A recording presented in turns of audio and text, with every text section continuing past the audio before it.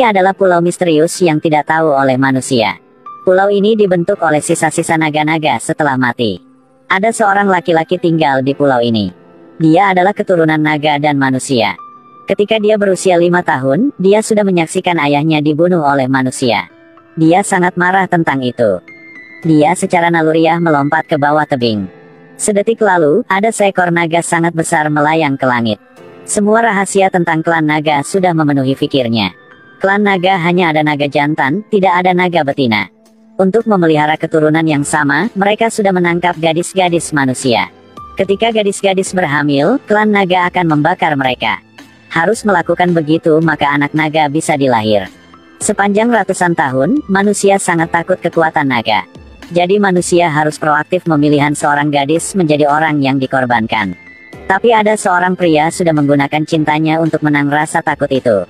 Untuk menyelamatkan kekasihnya, dia sudah melewati banyak sulit untuk mencari naga itu. Akhirnya dia sudah membunuh mati naga itu. Dan naga itu adalah ayah laki-laki ini.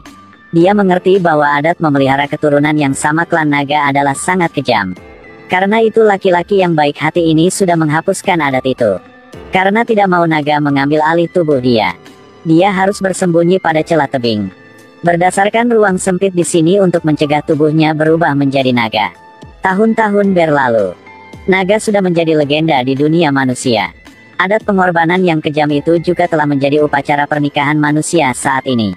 Pada hari itu, putri siap menikah dengan keturunan pembunuh naga. Semua orang di seluruh negeri memberkati kepada mereka. Tunangan sang ini berpikir klan naga telah terbinasa. Jadi dia sudah memberi tanda kepada semua orang menyanyikan lagu tentang naga. Untuk rindu tentang sejarah hitam ditindas oleh naga. Bersama dengan suara nyanyian, angin tiba-tiba bertiup sangat kencang. Naga ada di legenda kembali muncul lagi. Di dalam mata ketakutan semua orang, naga mengangkat sang putri dan terbang jauh hilang. Naga kembali muncul itu sudah suku manusia sangat takut. Adalah keturunan pembunuh naga, sang tunangan bersumpah bahwa dia akan membunuh naga dan menyelamatkan sang putri sama pelopor. Ketika sang putri bangun setelah komanya dan menyadarikan dirinya ada di gua gunung. Luka disebabkan oleh naga sudah membuat dia sakit. Dia sedang mencoba untuk memanjat keluar dengan semua kekuatannya. Tiba-tiba dia mendengarkan suara laki-laki di dalam gua.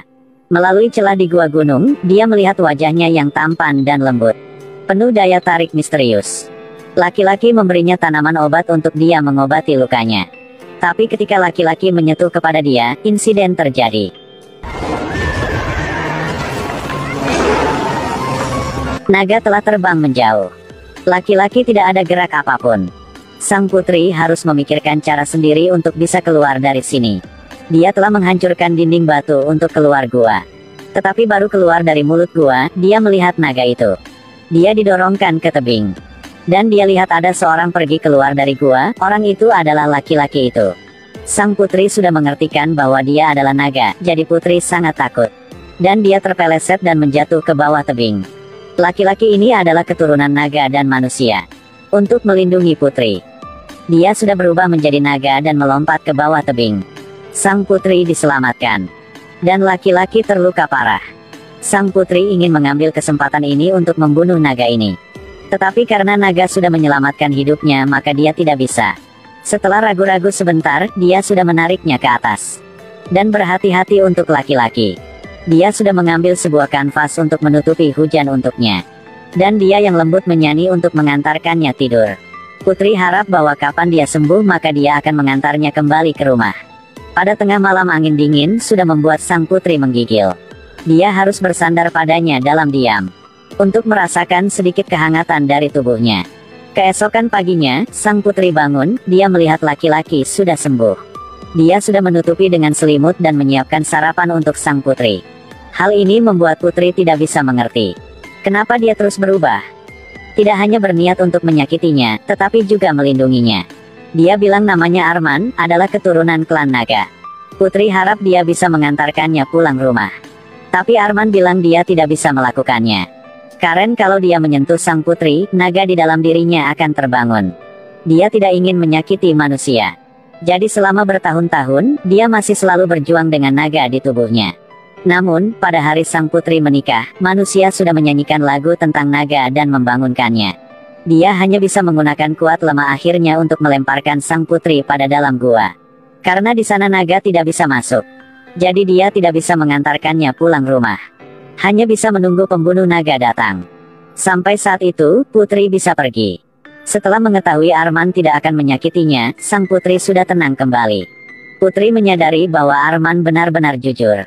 Dan selalu menjaganya, memdulinya. Jadi keputusan dia adalah akan membantu Arman keluar dari naga dalam dirinya sendiri dan hidup seperti manusia normal. Keduanya telah membangun rumah kecil di atas pulau. Dan atur, hiasi semuanya. Untuk hidup bersama-sama. Mereka pergi ke pantai untuk bermain. Nikmati laut dan pasirnya. Mereka pergi ke tebing untuk menerbangkan layang-layang. Nikmati angin sepoi-sepoi dan matahari sore. Sang putri tidak takut kepada Arman lagi. Kalian berdua hidup bersama-sama bahagia seperti sepasang peri. Sang putri siap berendam di pemandian air panas alami. Di sini, air sangat jernih sehingga Anda bisa melihat bagian bawah. Pemandangannya terlihat indah seperti lukisan. Hal yang paling penting adalah ada seorang cowok ganteng memiliki tubuh kekar dengan perut six-pack. Namun, di belakang penampilan ini adalah seorang sangat khusus. Itu adalah keturunan klan naga. Meskipun sang putri dan Arman ada waktu senang bersama-sama. Tapi hari bulan yang indah maka selalu singkat.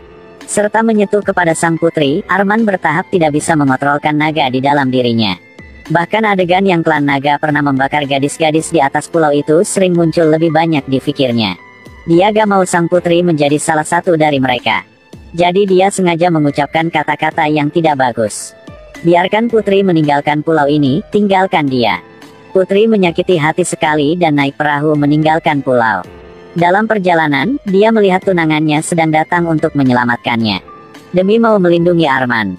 Dia sudah bilang dengan mereka bahwa naga itu telah mati. Mereka kembali ke kerajaan dan melanjutkan upacara pernikahan.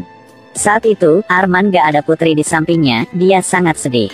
Sehari tidak ada putri lebih panjang daripada setahun. Dia sangat membenci identitas klan naga dirinya sendiri. Jadi dia ingin membunuh dirinya sendiri. Sebelum pernikahan, kakek sang putri menyuruhnya harus tinggal bersama dengan orang yang dicintainya. Harus dengarkan hati. Hanya perlu ada cinta maka semuanya bisa. Sang putri lihat naga kertas di tangannya. Itu tidak pernah diterbang sebelumnya.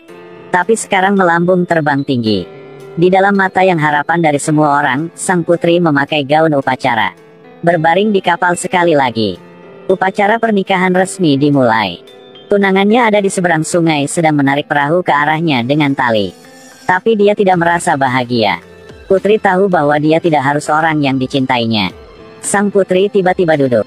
Akhirnya dia tidak bisa membohongi dirinya sendiri lagi. Dia sudah jatuh cintai naga itu. Tunangannya bingung, sang putri membukakan hijab putih. Semua orang membicarakannya. Tunangan sangat marah dan menarikan perahu ke arahnya lebih cepat. Tapi sang putri melepaskan tali keluar dari perahu. Dia pelan-pelan berdiri. Menyanyikan lagu tentang naga. Dia ingin memanggil naga datang. Angin bertiup kencang. Naga telah datang. Tunangannya ingin mencengahnya tetapi penjaga sudah menghalangkan. Sebenarnya dia tidak mencintai sang putri. Dia hanya ingin mewarisi tahta kakeknya. Naga melemparkan sang putri ke altar. Sebelum dia dibakar, sang putri tiba-tiba peluk dan cium naga. Putri cintai Arman. Mencintai semua tentang Arman. Arman sudah mendengarkan kata hati. Dia tidak menolaknya untuk putri menyentuhkannya lagi. Dua orang bersandar satu sama lain. Akhir film mereka sudah menikah. Dan melahirkan sebayi yang lucu sekali. Arman berubah menjadi naga dan mereka sudah terbang seluruh langit bersama Sam. Kebebasan dan perdamaian. Dongeng tentang gadis dan naga ada akhir yang bahagia.